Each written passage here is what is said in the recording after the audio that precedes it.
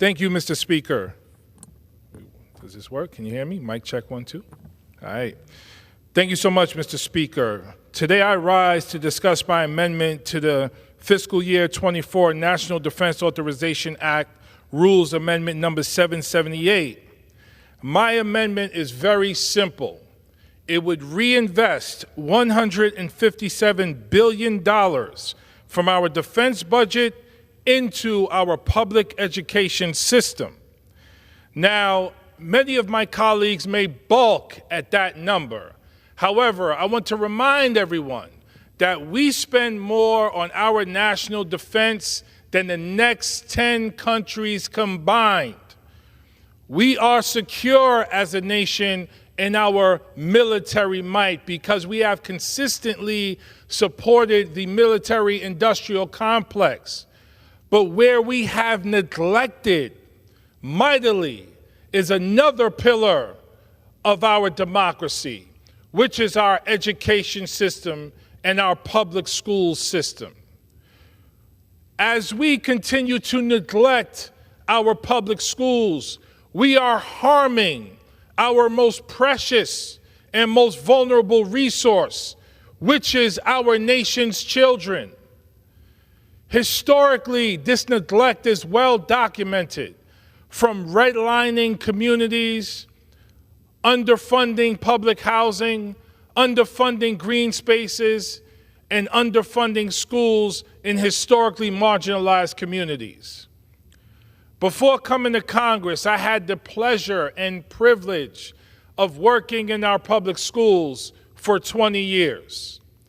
I served as an elementary school teacher in the South Bronx before becoming a high school guidance counselor and dean of students, where I served for 3.5 years. Realizing that our schools weren't doing enough to unlock the unlimited potential of our kids, I wrote a proposal and opened up a public middle school in the Northeast Bronx, where I served for 10.5 years as its principal. And my mission, our mission as a school, was simple. Listen to our students, listen to our families, respond to the community's needs, because that is what is necessary to unlock the magic, magnificence, and brilliance of our kids. And I scoured the earth to find additional grants and resources to bring into our school. And we didn't just invest in traditional curriculum. We invested in the holistic development of our kids. Now, what does that mean? That means we made sure, yes, we focused on language arts. Yes, we focused on mathematics. Yes, we focused on science. But we also focused on STEM and STEAM and music and the arts and play and gym and mental health supports and food security and adult education and everything to ensure the full development of our students and support for their families. I have to say, Mr. Speaker, to the House chamber and to America, education, I argue, is the #1 national security issue in our country. Because of historic miseducation and separation and segregation across race and class, we continue to have these battles rooted in sexism, racism, and discrimination. We continue to have an economy that doesn't work for all Americans.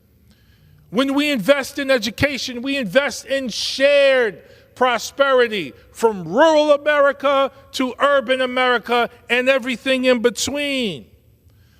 Imagine a nation where every single child, regardless of learning style, background, race, had access and opportunity to the American dream. When we invest in education, we have better health care, economic, and obviously education outcomes. We deal with the issue of public safety. We deal with the issue of mass shooting. We deal with the issue of mass incarceration. Invest in our children, invest in our schools.